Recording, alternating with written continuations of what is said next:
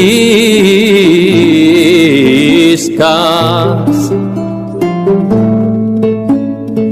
las moriscas mujeres.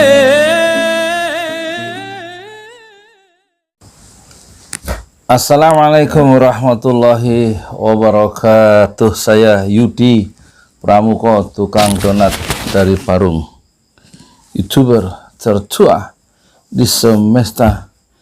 Saya mau review ya kejadian-kejadian selama seminggu terakhir, terutama isu Muldoko itu mau mengkudeta kepemimpinan di Partai Demokrat, ribut di TV. Ini kan sebenarnya proyek ini ya, proyek elit sebenarnya.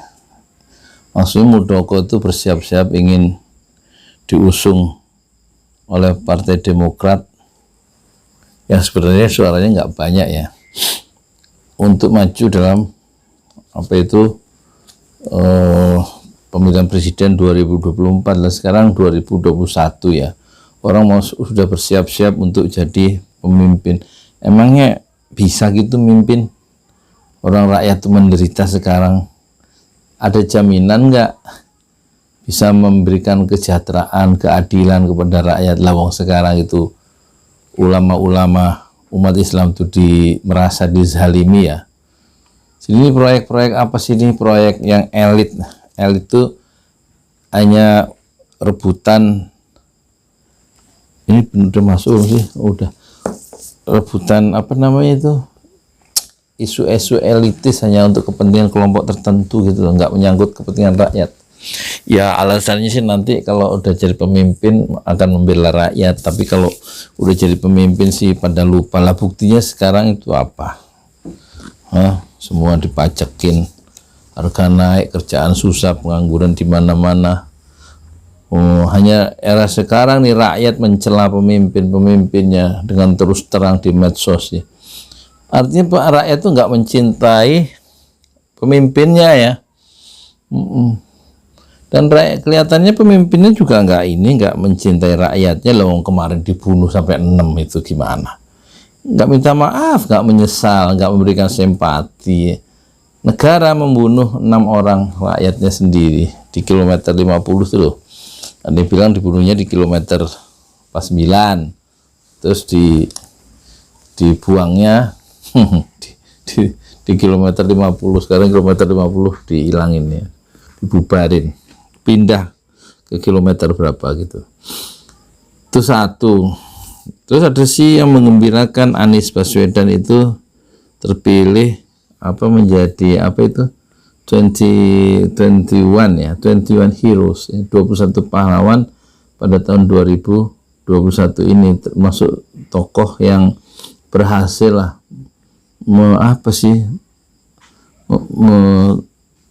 memberikan pelayanan transportasi yang sustainable, berkelanjutan untuk masa depan di kotanya, di regionnya gitu ya. Saya sudah lihat itu laman resminya TUMI. TUMI apa sih? TUMI itu transformative, U-nya apa ya, urban kalau nggak salah. TUMI, M-nya mobility, I-nya itu apa ya, lah. Yaitu satu kabar mengembirakan. Jadi artinya persepsi dunia pada level dunia itu mengakui keberhasilan seorang Indonesia yang betul-betul bekerja untuk masyarakat banyak ya, Anies Baswedan itu. Cuman itu yang mengembirakan, yang lain rebutan ini rebutan posisi politik ya. Ada apalagi ya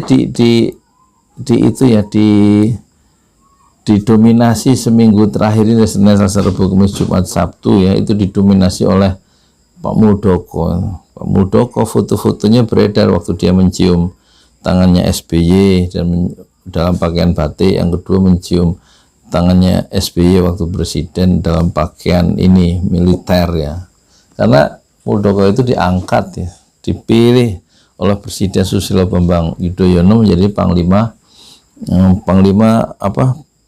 TNI AD ya, Panglima TNI ya, Panglima Tentara Nasional Indonesia. Zamannya SBY itu, saya Muldoko, dan kemudian dia di zamannya Pak Jokowi menjadi kepala staf ya, kepala staf, kepala kantor KSP, kepala kantor staf kepresidenan itu satu lembaga negara yang inner circle, lingkaran dalam pertama ya dalam kekuasaan presiden, sangat dekat dengan presidennya, yang menyortir ya, seleksi informasi-informasi yang akan diberikan kepada presiden itu semuanya melalui KSP di bawah pimpinan Muldoko. Jadi dia orang kedua kayaknya itu setelah presiden, bukan Ma'ruf Amin yang kedua tuh, Muldoko. Nah sekarang dia mencoba, mungkin setelah melihat jadi presiden Pak Jokowi gitu aja jadi presiden bisa, masa saya nggak bisa, padahal saya bekas panglima, kira-kira gitu ya. Nah, persoalan kan cari kendaraannya kan nggak ada, yaitu mau mencoba mendorong tokoh-tokoh dari mantan Partai Demokrat untuk mengadakan kongres luar biasa, sehingga memungkinkan Pak Muldoko jadi ketua umum. Dan kalau udah jadi ketua umum Partai Demokrat kan lebih mudah untuk mencalonkan diri sebagai calon presiden tahun 2014. Tapi aku nggak ngurus yang gitu-gitu sebenarnya ya. Jadi intinya sih itu.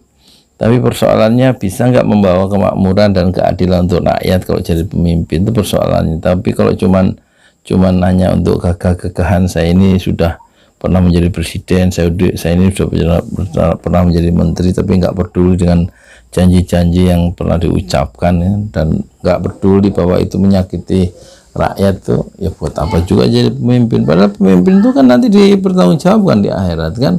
Kata hadis Rasulullah itu, saya nggak hafal ini teksnya, tapi jabatan politik atau jabatan dalam sebuah komunitas masyarakat itu akan menjadi penyesalan bagi orang yang punya jabatan itu di akhirat kelak. Itu berbahaya sebenarnya, karena setiap langkah itu nggak sia-sia. Malah di surat Al-Kahfi itu yang pernah saya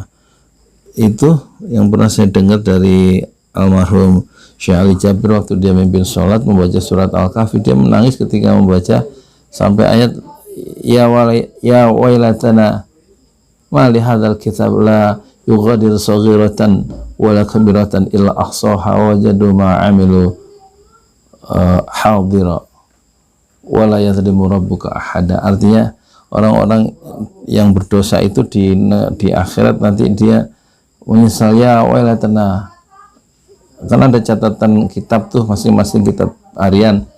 Apa sih ributnya? Maklum keluarga lagi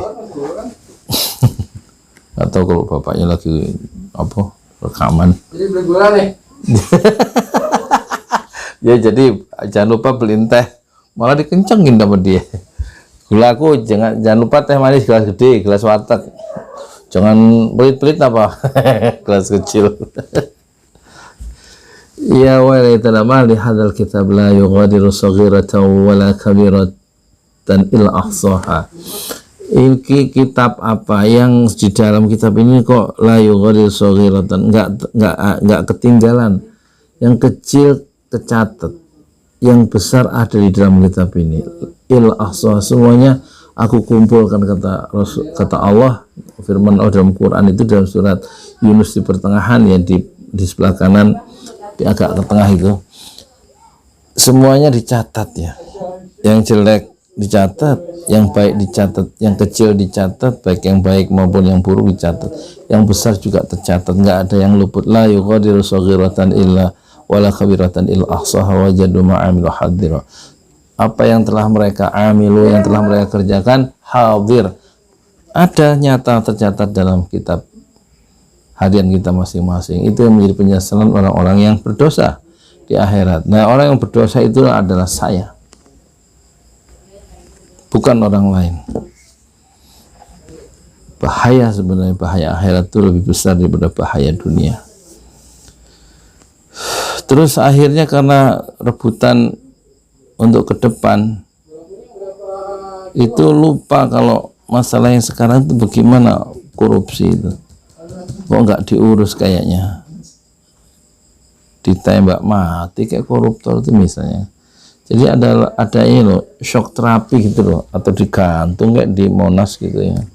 Siapa koruptor itu? Alasannya sih nggak ada dalam undang-undang KUHP, nggak ada dalam hukum positif kita, ya begitulah. Jadi akhirnya 87 triliun melayang gitu aja gitu, emang bisa diambil semua. 83 triliun, 87 apa 83 triliun itu gabungan kok yang dikorupsi di Jiwasraya 16 triliun, terus di bail out Arbun ditalangin oleh pemerintah 22 triliun. Emang duitnya siapa itu?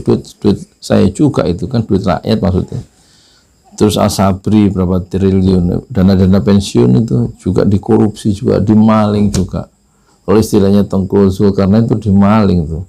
Terus dana apa lagi? Dana BPJS tenaga kerja 43 triliun ya.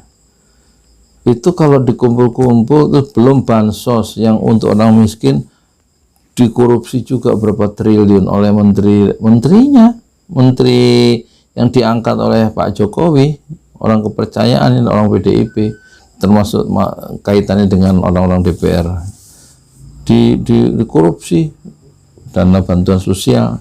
Jadi untuk rakyat tuh dikorupsi juga. Jadi akhirnya rakyat tuh cuma dijadikan apa ya? Dijadikan basis percakapan atau basis perdebatan intelektual di antara rakyat, di antara pemimpin itu, bahwa saya membela rakyat, saya akan berjanji akan mensejahterakan rakyat. Ngomong tok, cuman ngomong ya, just talking. Bener ya, just talking. Iya. Yes, gitu. Ya, orang-orang seperti orang-orang kecil seperti tukang sate, tukang apa itu, tukang sos sepatu, tukang donat, tukang es krim, tukang baslok, bakso colok, basreng, bakso goreng, kayak tukang siomay, nggak ngerti yang gitu-gitu. Yang ngerti yang mereka bisa rasakan, mereka bisa hayati itu cari uang tuh susah itu. Ya harusnya 800.000, sekarang cuman berapa? 200 sampai jam 6, dari jam 6 pagi sampai jam 6 sore itu cuma 200, itu paling dapat 25.000 tuh. Atau tukang sate Pak Ahmad yang umur 70 tahun itu dapat 300 kotor, disetor 200, dapat 100. Dari jam berapa? Dari jam 8 pagi sampai jam 10 malam, usia 70 tahun, saatnya istirahat. Berjuang setiap hari keluar untuk cari uang, nggak ngerti soal korupsi itu. Artinya nggak ngerti bukannya nggak tahu ada korupsi, bukannya nggak tahu ada masalah ini, tapi nggak iso popo, nggak bisa berbuat apa-apa rakyat kecil itu. Udah, saya tutup penuh, saya hapus, maklum nih HP penuh, banyak ini memorinya harus dihapus. Jadi hanya di masa sekarang kesimpulannya, rakyat itu begitu kurang ajar kepada pemimpinnya, para pemimpinnya, menteri kayak saya presiden. Kenapa? Karena pemimpinnya itu juga kurang ajar dan bohong terhadap rakyatnya. Duitnya mau, tapi ulama-ulamanya di penjara, umat Islamnya dihina-hina, bisa Islam radikal kayak intoleran kayak, tapi uangnya diambilin sama pemimpin-pemimpin kita. Itu masalahnya kita sekarang. Rakyat gak dipikirin, dia mikirin apa kelompoknya itu, dan ya kelompok oligarki politik, kelompok-kelompok mereka itu yang membiayai posisi-posisi politik yang mereka menangkan, kan dibiayai sama cukong-cukong yang punya uang tuh loh. Jadi masalah kan ya. Udahlah gitu aja ya, ngomong-ngomong aja lah. Assalamualaikum warahmatullahi wabarakatuh. Saya Yudi Pramuka, tukang donat dari Padang Hijau, tertua di semester. Saya ngomong sih kata orang-orang itu, saya cuman ngolah aja. Sebenarnya saya ya bukan pikiran saya, cuman saya setuju dengan pikiran mereka gitu aja. You've given so much to me, Allah. So I bow down on my knees.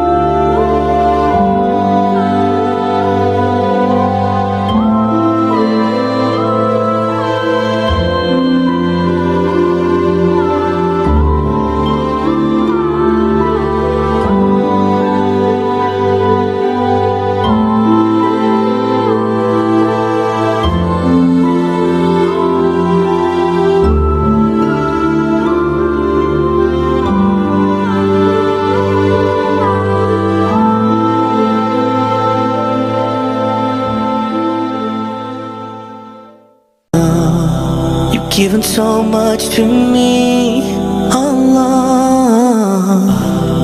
So I bow down on my knees.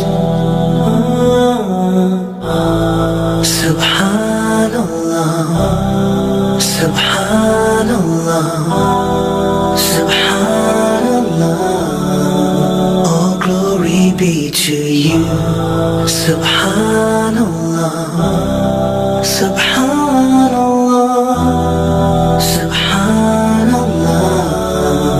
All glory be to you. You're the master of the universe, Allah. You're the king of the heavens and earth, Allah.